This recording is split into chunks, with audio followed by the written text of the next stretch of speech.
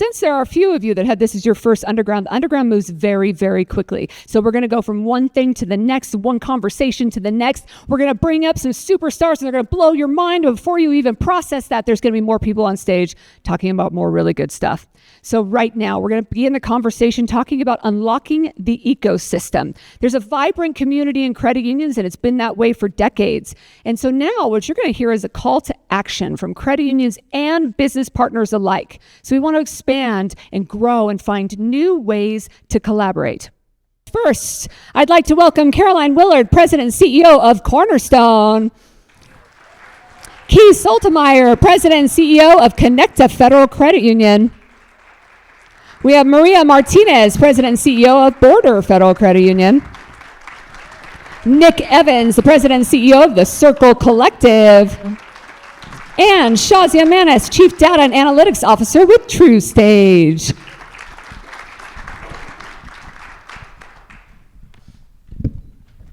Thank you all for being here. Tell me, as we open this up, what are you too much of?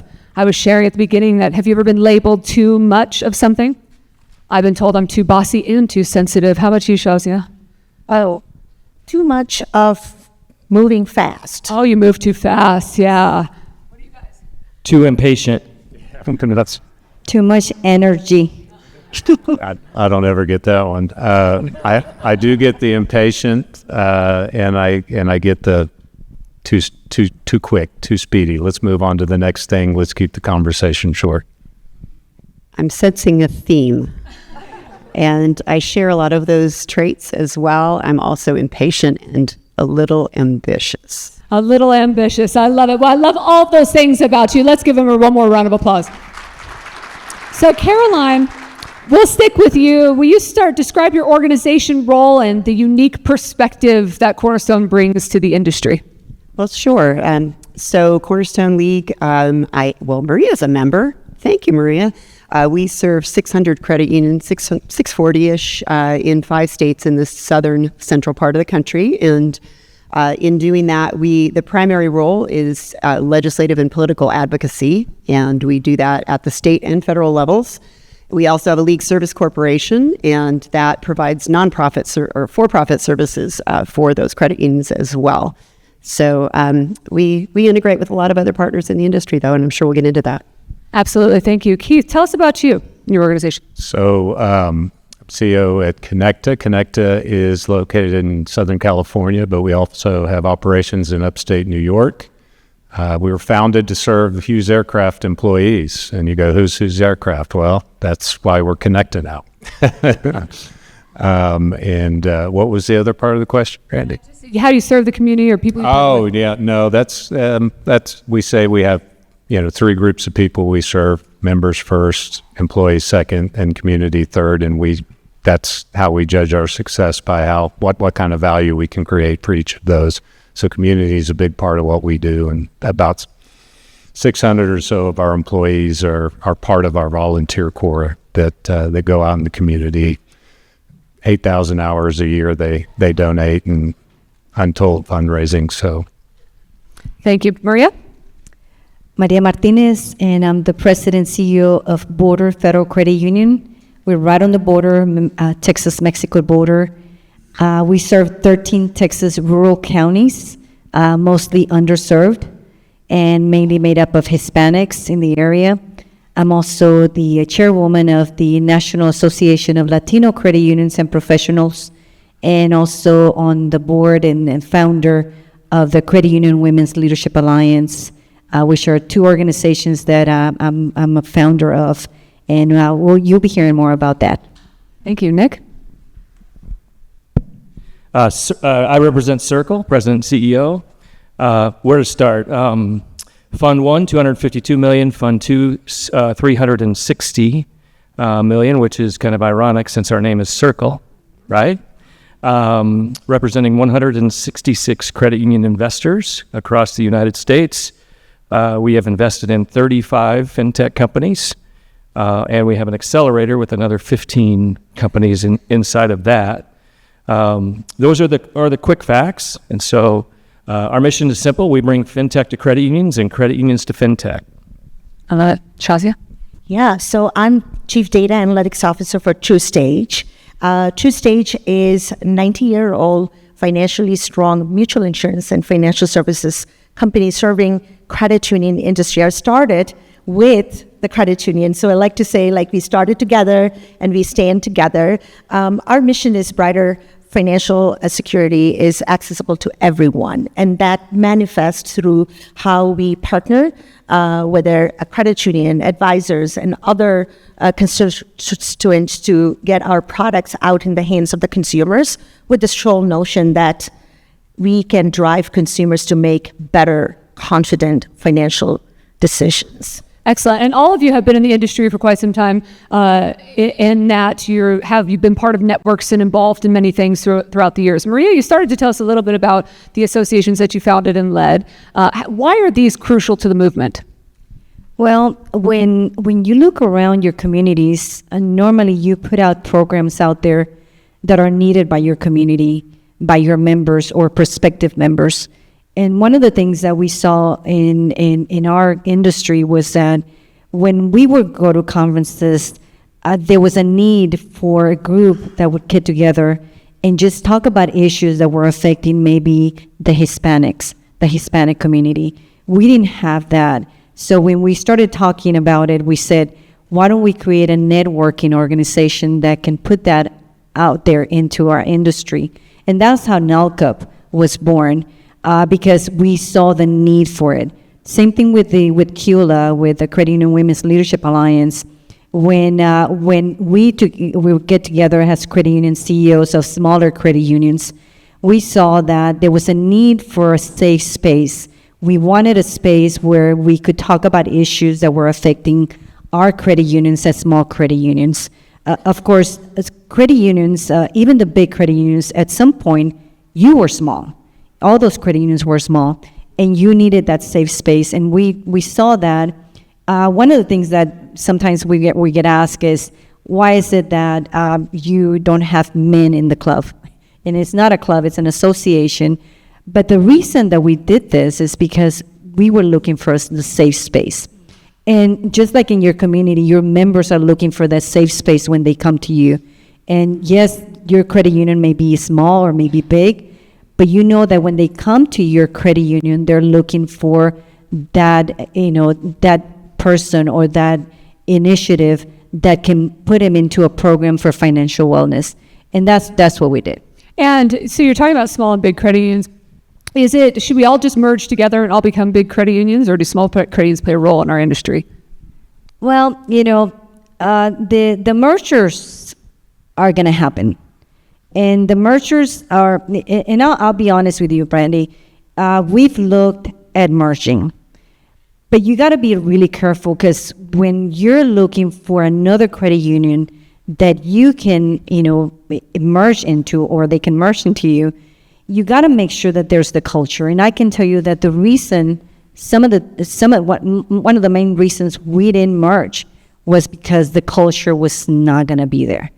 And that is something that, those credit unions that are going to go into that step, you have to be on the lookout for that, because you have to look out for your members. What is it that they're expecting? Or your programs. I have programs that I know those programs would have gone away if we would have merged. Mm-hmm. Yeah. And Caroline, if I can come over to you, you've been in the industry for years and you've worked throughout the different ecosystem, right? I mean, in that you've worked for a credit union, a league, and a business partner, and you have over 600 credit unions that you serve in Cornerstone alone. What is the importance of that ecosystem, and why is a national voice or collective more important than ever? Well, I'll start with where we're focused the most, and that's on advocacy. And I think the reason that state leagues and regional leagues are still so important, we're 5 states, and we represent, about 70 congressional seats, for example. And yet, a lot of times what happens is there will be a threat, a legislative threat, or even sometimes a regulatory threat that bubbles up at a state level. I'll give you interchange as an example. We've seen a threat on the federal level for a number of years. Dick Durbin, thank God, is finally retiring. But the folks on the merchant side of that equation, who are the ones who want to change the way you're paid for debit card transactions, they've got tactics at the state level, and they're testing strategies. We had interchange bills in 4 of our 5 states this year. I'm pleased to say we swatted every one of them down pretty swiftly, but they'll be back. They'll be back. They're like cockroaches after the Holocaust. So this is the underground, right? We're allowed to say things like that. You're fine. It was a little gross when you said that, but it's a little gross. Well, it is gross, Brandy. Gross. I'm here to tell you.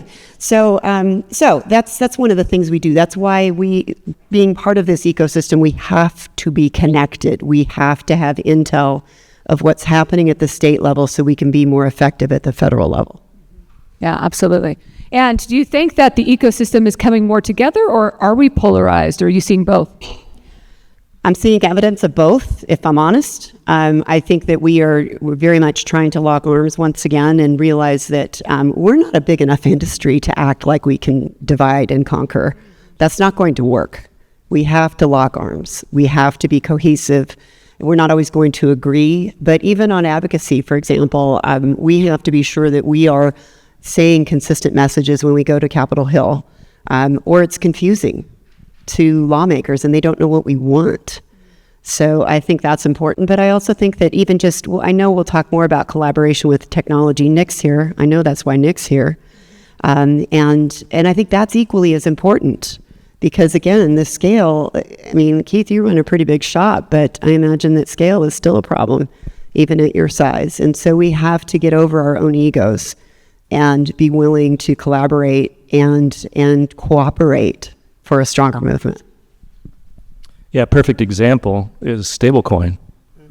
We're in a consortium with MDC and TrueStage, and we're of the opinion that if this entire industry doesn't stay together on that one thing, we will not have enough scale to compete. The Fed even did something yesterday around allowing fintech even further access to the banking system behind the scenes to be able to offer stablecoin more readily. So that's just one example. And Caroline, we were talking about stablecoin behind the curtain, so that's why I wanted to bring it up. But if we don't stay together on that and just try to create scale within our own industry, we'll be in trouble. And so, Keith, if you could take that concept to the next level, you've served on several boards. You mentioned a couple, and you've been involved in our pretty extensive CUSO network in this industry. Why are our business partners, our leagues, our different associations that work with credit unions so important, or now more important than ever? Yeah. So, I mean, it's definitely true that our long-term superpower has always been collaboration amongst ourselves. Even in the same markets, we tend to share, right? And it's unique to any industry I've ever been in. It's one of the things that got me to drink the Kool-Aid early when I got to a credit union by accident and never leave. And I do see some erosion in that, but we need to get over it because at the end of the day, we're not really competing with each other. We're competing with the rest of the financial institution, the big ones primarily, and then also the newcomers. I think maybe many of them are represented in this room. But, because we individually lack scale, we tend to group together, and initially that was through leagues. And because we could punch above our weight class, and we needed that because we were either ignored or kind of taken advantage of as smaller players. But then when we combine together, we find that we're a hell of a lot stronger, can negotiate better deals, can be taken seriously. And in the instant where we can't, we've come together and we form a CUSO. And I've served on a couple of those boards. I think Origins has a representative here, formerly CU Direct, and that was one of the early successes in the CUSO world, and it got us away from an industry or a segment of an industry that was essentially controlled by one dominant player with a second kind of also ran Their interests were not necessarily aligned with credit union users, and we said, why don't we do it ourselves, right? And if you get enough together, all of a sudden you do have scale, Right. and it matters. And we've done that as an industry time and time again. And I sincerely hope that we continue to do it. There's a few things now where we have, and I don't know if nobody's talking about this one because it's not sexy, but I've kind of said for a number of years, there's two big players in the mortgage servicing area. Nobody likes them, but we almost all exclusively use them. Why couldn't we do this ourselves? Right. But that's kind of, I think that's still our power. Scale is certainly important, and I think from a merger perspective, a lot of times it makes sense. One of the things that we're seeing more now than ever is larger institutions getting together, whereas that didn't really happen that much in the credit union space, if ever. Is usually smaller institutions merging into larger institutions. So hopefully the consolidation of the industry, which will continue to happen, does not change the soul of the industry, which is, look, we collaborate and we do great things together. Yeah. Punch above our weight class. I love that. And Shazia, one of the things I love about your experience is you've worked for a credit union and worked for the CUSO side or the mutual side. And what made you make that shift? I was where I want to go, what I want to know. But it's important to have that credit union knowledge, right? When we are business partners, when we are understanding, when we are serving. And so you were then a direct relationship with credit unions. You went out. What made you make that jump? Yeah, absolutely. I think first of all is ideological and philosophical alignment, right? Mission-based organization. When I was CEO of a credit union or in the league system for CUSO and now with Mutual, when you look at each of these business models, the commonality is a trust, collaboration, and something that comes together to do impact of changing lives of consumers, right? So I think that was important for me to making sure that fit the purpose. The other component, I think, is curiosity and learning and getting into the new spaces, but understanding that customer centricity, end of the day, who we are really here to serve and how their interest is fulfilled, whether through mergers or acquisitions or new market. That is so important because then all the other things that everybody back around defending or protecting or controlling, that really, so I think philosophical alignment, the trust, the collaboration, and something about that consumer centricity. And we used to be a much more closed off industry than we are today, although we are still pretty closed off in that you have to know credit unions, you're going to work with credit unions, and you've got to speak the credit union language and all those kinds of things. Nick, you specifically have gone out and found the best and the brightest in the fintech arena and brought them in and are introducing a lot of these institutions to credit unions and vice versa, credit unions to these institutions. What have been your kind of standards or requirements to say, if you're going to work with credit unions, you must care. You must care about the future of the credit union industry, the future of credit unions, and more importantly, taking care of the member. And so one of the things that we do, we have a dual-sided value prop in that we're trying to serve our credit union investors, but we're also serving those fintech.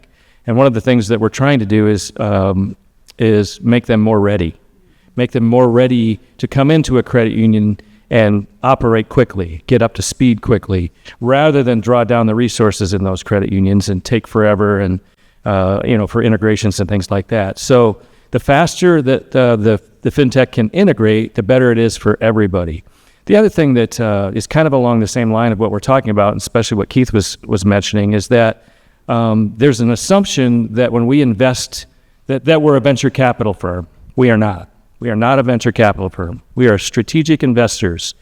And a venture capital firm will say, here's some money, take it and run, grow, and then call us in 3 years when you're returning our money 10x and exiting the market. Well, in our case, if a fintech exits the market, our credit unions lose a partner. They lose a vendor. And we don't want that. We want them to continue to serve the credit unions even better if there's an exit or an M&A occurrence. And so We call it buy to die. We are not investing in these companies and these fintech to see them exit and the technology be shelved or scuttled by whoever has purchased them. An example is Amount was just sold to FIS, right? We're keeping an eye on that. And Amount is making sure that they're continuing to serve the credit union industry the way they were before they left. We do have an example with Fund One company called Payrails that was purchased by Jack Henry. And we're all on record as saying we don't like the outcome there, what Jack Henry did with that. Because they hurt the credit unions by basically taking that payment rail down. So those are the things that we look at when we're looking at investing in companies and what the future is. We have a 10-year life. So at the end of 10 years, that we might have 4, 5, 6 fintech left doing business. And so what do? Well, hopefully we can create a super QSO or distribute those shares or do whatever in that company stays alive and continues to serve the credit unions. If they're still alive, that means they've done well. They've grown. The credit unions are thriving, utilizing the technology. That's what we want out of what we're doing. And so we're looking at the afterlife for these fintech after 10 years and how they can continue to serve the credit union industry in a substantial way. So. Well, and I think the idea of strategy is so crucial because 10 years in technology's life, is that like technology, like dog years, right? Technology years, it's a lot. It goes by so fast. So you have to stay on top of that, do you not? Yeah, we do. And Keith raised a good point.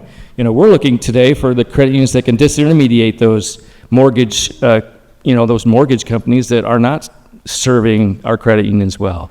We're looking for ways to find better ways, better technology, quicker technology to serve these legacy, to replace the legacy systems that are driving us all crazy every single day. You laugh, but it's true. I mean, and so, and we're going to have a meeting with Fiserv here while we're here at Money 2020 and say, hey, come on, what's the future look like when you buy these companies and you take them over? We want to make sure that the technology lives if you're going to buy one of our companies. So those are the things that we look at and the things that we do. I don't know if I answered your question, but it's good. I might be rambling. But it shows, you work a lot in analytics, and that is an important part. So kind of building on what Nick was just saying, and you were just mentioning being member-centric. How does technology and analytics play a role in all of that? Oh, absolutely. I mean, when you think about it, I loved your comment about technology. I never fall in love with technology, and I'm telling all of you, don't, because we don't know what is coming next. What is more important is have a situationship with technology then, not like a relationship? I don't leave with tech. It's more like tech will change. It will change as we speak.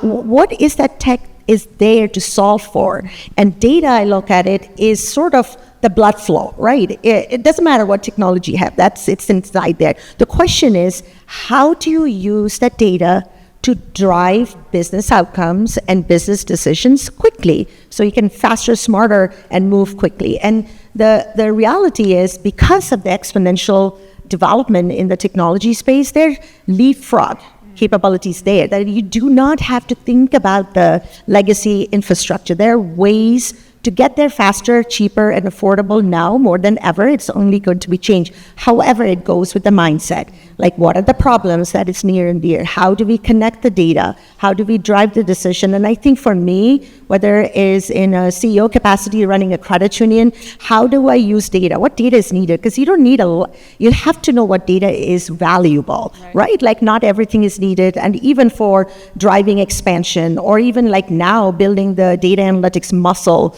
for one of the largest mutual insurance, we have to pick and choose. What are the problems it's worth solving for at scale, and can we run faster to drive the value? So the member absolutely is the consumer who is the recipient of this problem that we are solving for, and does it matter to them? If not, we're just wasting time. It's almost become one of the most important roles in a credit union, right, is how to understand, interpret, and execute. Translate. Yeah, exactly. Maria, you serve a unique demographic of individuals in your area and have been successful in serving their needs. How did that come about? Did you find those individuals and realize there was a gap, or have you just continued to seek other demographics? So one of the things as credit unions, I think we get too complacent by saying, oh, our member's always going to be our member. They're never going to go somewhere else. When you start analyzing your data, you find out that they're using some of the neobanks that you didn't think your community would use. And I'm speaking about a community that's underserved, a community that maybe they're not very technologically oriented, but why is it that they're using Chime? Why is it that they're using those technologies out there? There's got to be a reason. It's because they're doing what their needs are called for. And I think that's where we go wrong. As credit unions, we don't analyze our data. We need to look at our database, see what are some of the ACH transactions, where are they going, where are those payments going, where are they spending their money? Because our members are using technology right now that we thought that they would never use. And it's changing the environment. And so we need to be very proactive. However, you were talking about, legacy systems, that we have in place.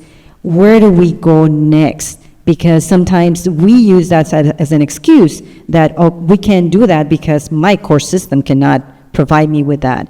And so, and I know this has been part of the CUSS discussion that we've had on, where do we take these credit unions that cannot afford to be competitive with the fintechs out there, the fintechs of the world. You're right. When I was just talking to Mike Lawson out there, he was asking in the international travels, what are the things that other movements are doing better than us? And I think the number one resounding is that they don't get in their way in the same way, right? We constantly put restrictions on ourselves. I remember I traveled to Ecuador in 2007, and they were doing text banking already.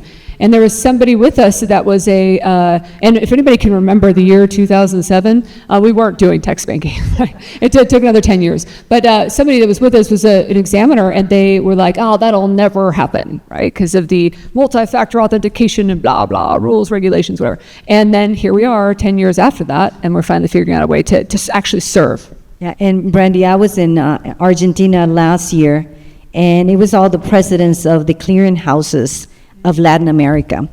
And in the U.S., we were representing the U.S. Through the Valera board that I serve on. And so I'm there sitting and listening to their conversations, and I came out of there feeling like we're so far behind. Because Latin America, they were doing things that I couldn't even imagine doing at my credit union right now. So it's incredible. Caroline, at the association level, is there that same need to fill a certain demographic or serve a certain type of institution? I imagine you have a pretty diverse group of credit unions. We do. Cornerstone is unique because of our geography. Texas being so much rural land, I learned a fact, and Keith probably already knew this because you're a native Texan, that there's a reason that towns are spaced about 50 miles apart. That's where the trains used to stop. And so there are a lot of those residual, very, very rural communities. And so we've got more than 400, well, it's actually smaller than this now because of mergers. I've got a lot to say on mergers. But we've got just about 400 credit unions under 100 million in assets out of our 600 plus, right? So we do need to serve those folks really well. What they need is so different than what a large credit union needs. And, we're providing more operational help to those credit unions. But sometimes they surprise me. Credit unions like Maria's are more progressive and are embracing technology faster. So we have to, and we've gotten schooled recently, just to be very candid. We've brought in some outside consulting, and they said, you have to be using AI. You have to be looking at all these data points, because a member or a CEO of a $50 million credit union does not want the same news in their newsletter, digital or not, that a large credit union does. And so we have to get intimate. We have the data. We're just not using it as well as we should. So even at an association, it happens. That's great. Thank you for sharing that. And you're right. It goes back to Shazia's point about the translation of that. Keith, how are you turning your technology and data into action items in your credit union? Well, I'll be honest, it's the turning it into action part that I've been the least satisfied with. Our data capabilities, I'm very comfortable with. We've invested heavily. We have a very strong BI group. They have all the capabilities. They have, the AI top layer that they've distributed down into the organization so that they can use it to analyze every member transaction, summarize it, and say, hey, you need to talk to the member about this. Okay? What we don't have in our organization, and I don't want to speak for other credit unions, but it's ours, is a high degree of data literacy in our staff, right? They're not yet there. Like, they don't yet understand how they can leverage data to be more effective for our members or more effective in their jobs.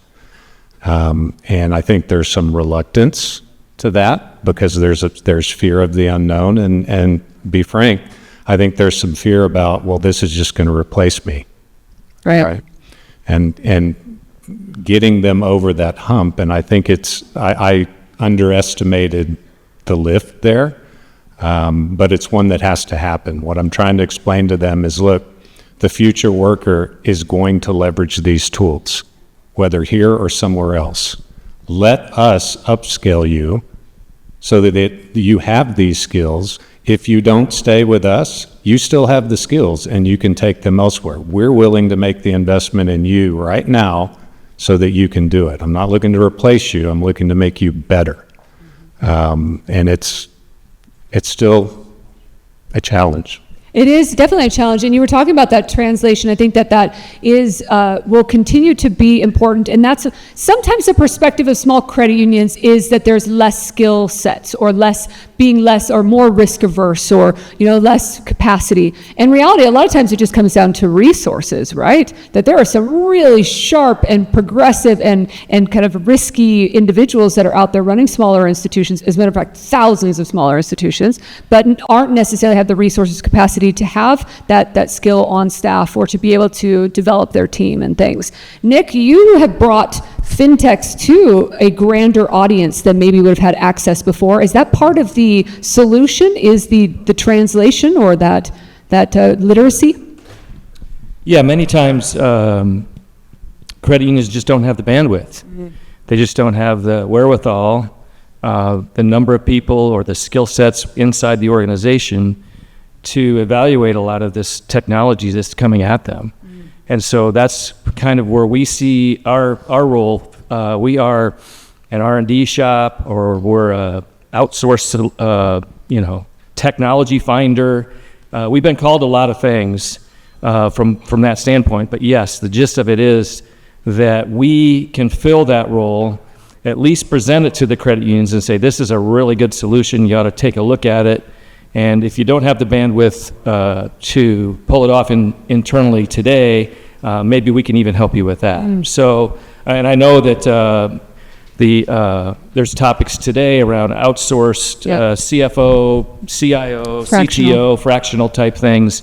That's the kind of work that we need to do together in the industry that'll help bring a lot of this technology to the forefront inside of credit unions, that if you don't have the bandwidth today, you have access. The tools will be there. Mm-hmm. If they're not there already, they will be there very shortly to help you.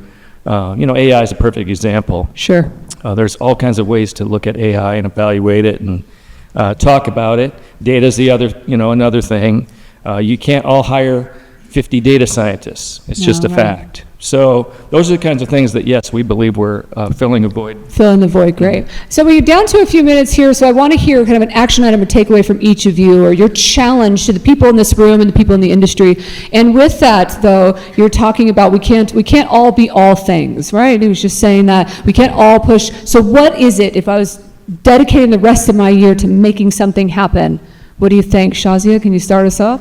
Well, first thing is system. That we're talking about ecosystem. System is only a system when there's trust, there's standards, that one unity, whether it's voice or standards, and then scale to go towards a common direction. So I do think no one player can tackle this. It has to be like, I call it like individual sticks is vulnerable, breakable, but sticks in the bundle is unbreakable. So I do think we need ecosystem to come together, and fintech and along with the scale provider all have a part to play. Yeah, absolutely. Thank you.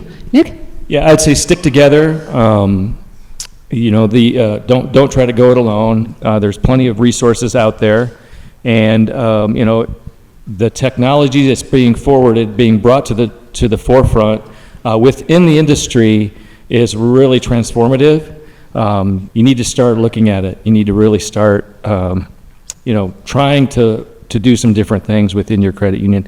And again, I'm going to keep beating the stablecoin drum, but that's going to change the way money moves and the rails, the payment rails. So keep an eye on it.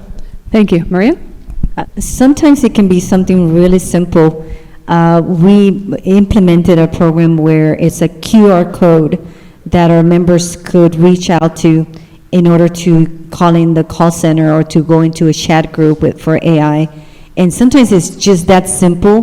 When we implemented that program, all of a sudden our calls started coming up and we were taking care of them through the AI chat. So it could be something really small that you're not looking at, but think about it, QR codes were used during COVID, and why not put it to use, put it in your shirt. If an employee wants to put it as a tattoo, give them extra credit for that. But, just, stuff like that. I mean, QR codes are so easy, and that's what we did. I think sometimes it's just something real simple that we don't think about. I mean, would I get a raise if I put a QR code up in every? I'd be down. BFCU, Keith? I'll give a piece of advice to the potential partners or even existing partners looking for the next piece of business is don't write checks in the sales process that you cannot cash after implementation. Amen. Right? We have long memories. The other thing is don't make me feel like the prettiest girl at the dance in that process and then ghost me down the road. Good reference, Keith. All right, this ecosystem is very tight. We talk to each other. We have plenty of opportunities. If you do a great job for one, others are going to hear about it. If you do not do a good job for one, others are going to hear about it. So it's a blessing and a curse from a potential partner approaching the industry. It can be great, but you have to do what you say, and you have to pay constant attention. I mean, we need care and feeding just like any loved child. I love it. Thank you. So I think I would tie a few things together, and we've talked a lot about collaboration, I'm going to use that stick metaphor, Shazia. I loved it. A bundle of sticks being hard to break. Keith referenced some companies that were formed in the earlier years of the trajectory of credit unions. I've worked at least one of those, and that was Co-op Solutions. And at the time, the thing that our claim to fame was an ATM network that was formed in 1981 when 20 credit unions in California got tired of having to maintain having to buy ATM services from other people, and so they banded together. So there is a history of collaboration in our movement. Origins he mentioned is another example. I think we're looking for that next big thing, and I'm not talking about shiny objects. I'm thinking of something that will propel our movement forward, that's relevant, that keeps us in the game. Yeah, maybe it is stablecoin. It's definitely some new technology, but we are better when we collaborate and when we aggregate our buying power. So I would encourage all of us to be thinking of that. What's the next big thing? Yeah, what's next? That's great advice. And my final piece, I think, to everybody is they talked about it up here as access. If you are in this room and you want to know these individuals that are up here, now's your chance. They're happy, they're smiling, they're in front of everyone. So it's time to network. The Underground is a perfect place to do that. And that's one of the things that the Underground's provided for me, or Global Women's Leadership Network, or all the different networks that are in DE, in the industry. It's about access to the brilliant minds that are in this room. So thank you very much to each of you for joining me on this panel, and I encourage us all to get to know each other even further. So thank you. Let's give them a round of applause. Thanks, Fritz.